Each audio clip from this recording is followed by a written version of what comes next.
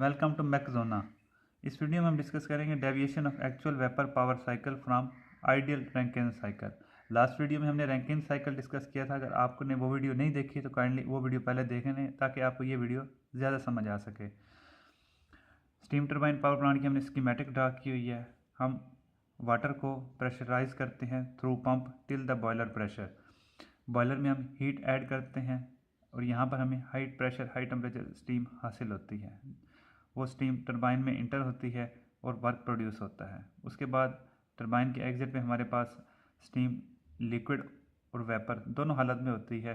हम इसको कंडेंस करवा कर सिर्फ सिंगल फेज लिक्विड में ले आते हैं। ये दोबारा सिलसिला चलता रहता है।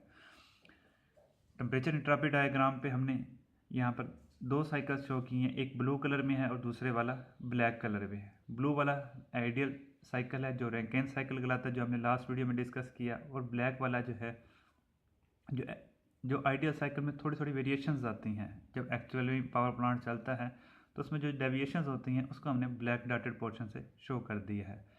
यही डेविएशंस आज हम अपनी वीडियो में डिटेल से डिस्कस करेंगे। तो दोस्तों, जो लास्ट वीडियो में हमने रैंकिन साइकिल डिस्कस किया था वो आइडियल था, यानी वो इंटरनली रिवर्सिबल था। इसका मतलब ये है कि उसमें फ्लूइड फ्रिक्शन, हीट लॉस या अनरिस्ट्रेंड एक्सपेंशन इस तरह की कोई चीज़ नहीं थी। टरबाइन की एक्सपेंशन के दौरान हमें मैक्सिमम वर्क आउटपुट मिलता था और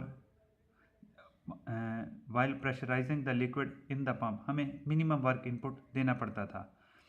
लेकिन हकीकत में फ्लूइड फ्रिक्शन की वजह से बॉयलर एक constant pressure heat addition device है।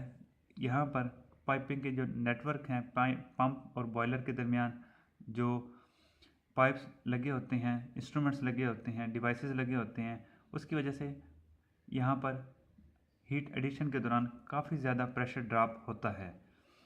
अब ये वाली जो ब्लू पोर्शन वाली लाइन है ये वही प्रेशर ड्रॉप को शो कर रही है। अब ये फ्लूइड फ्रिक्शन की वजह से होता है।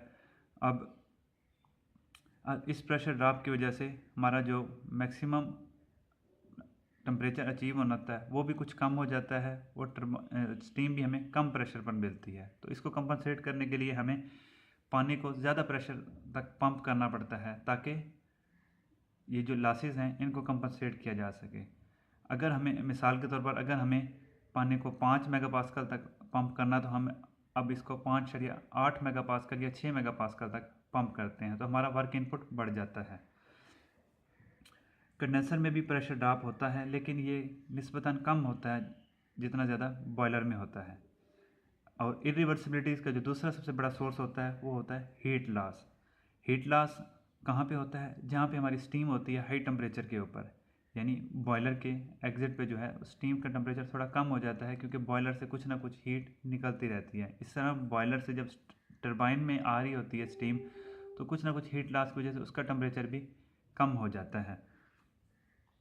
अब ये जो हीट लॉस होता है इसकी वजह से हमें टरबाइन के इनलेट पर एनर्जी कम मिलती है, तो एज अ रिज़ल्ट हमारा वर्क जो प्रोड्यूस होना होता है वो भी कम होता है।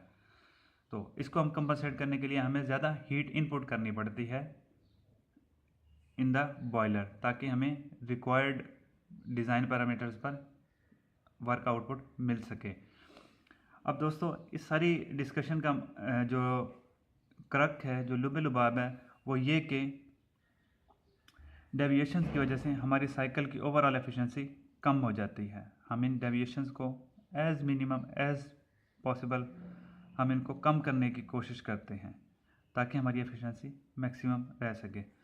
यहाँ पर जो दो मेन कंपोनेंट्स में हमें इशू फेस करना पड़ता है इन रिवर्सिबिलिटीज़ का, वो होते हैं टरबाइन और पंप। इनका हम कंपैरिजन आइसेंट्रोपिक एफिशिएंसी की मदद से करते हैं। आइसेंट्रोपिक एफिशिएंसी हमें यह बताती है कि how much our process is close to reversible process. अब पंप और टरबाइन, अगर सबसे पहले हम पंप को डिस्कस करते हैं। पंप यहाँ पर 1 से लेकर 2 तक, ये पंप ने जो प्रेशराइज किया फ्लूइड को, ये वो वाला रीजन है। 2s ये अगर ये प्रोसेस आइसेंट्रोपिक है ये उसको रिप्रेजेंट कर रहा है, और 2 है जो एक्चुअल प्रोसेस है ये उसको रिप्रेजेंट कर रहा है। तो पंप का हम यानी isentropic over actual. Isotropic H2S minus H1 और एक्चुअल जो है वो H2A माइनस H1। यहाँ पे हमने आइसोट्रॉपिक को ऊपर लिखा है, उसकी वजह सिर्फ ये है कि पंप जो है वो हमारा इनपुट डिवाइस है। अगर हम इसको H2A थोड़ा सा ऊपर है, अगर हम इस H2A को ऊपर लिख देंगे तो आंसर हमारा 100 से बड़ा आ जाएगा, जो एक नॉर्म के अगेंस्ट है, एक जो कन्वेंशन के अगेंस्ट है। तो सिर्फ क्योंकि ये वर्क इनपुट डिवाइस है, इसकी वजह से ये थोड़ा ऊपर चला जाता है। लेकिन हकीकत यही है कि हमें पंप के ऑपरेशन के दौरान हमें ज़्यादा वर्क इनपुट देना पड़ता है बनिस्बत रिवर्सिबल प्रोसेस के। इसी तरह टरबाइन के केस में यहाँ पर अगर आइसेंट्रोपिकली रिवर्सिबली अगर टरबाइन एक्सपैंड करती है तो हमें ज़्यादा वर्क मिलेगा। ये 4S आइसेंट्रोपिक को शो कर रहा है और ये 4A एक्चुअल ऑपरेशन को शो कर रहा है। इस दौरान हमें वर्क कम मिलता है। इसका कंपैरिजन हम आइसेंट्रोपिक एफिशिएंसी ऑफ टरबाइन के ज़रिए देख सकते हैं। Isentropic efficiency of turbine is equal to H3 minus H4A जो एक्चुअल वाला है ओवर H3 माइनस H4S, यानी ये वाला एक्चुअल वाला। अगर ये दोनों बराबर हो जाते हैं तो इसका मतलब है कि हमारा प्रोसेस आइडियल है, रिवर्सिबल है, एज क्लोज है, तो हमें बेहतरीन हमारा ऑपरेशन होगा और यही हमारी डिज़ायर होती है। अमूमन टरबाइन के आइसेंट्रोपिक एफिशिएंसी 80, 85, 90% तक होती है और पंप की भी 80, 85% तक होती हैं। तो दोस्तों ये था deviation of actual vapour power cycle from the ideal one. तो इसका कंक्लूजन यही है कि इन डेविएशन की वजह से हमें एक्चुअली जितनी वर्क आउटपुट मिलना होता है वो नहीं मिलता। हमारी कोशिश यही होती है कि हम इन डेविएशंस को जितना कम कर सकें वो करें। थैंक यू दोस्तों, वीडियो को लाइक और सब्सक्राइब करना मत भूलिए। अगली वीडियो के लिए गुड बाय।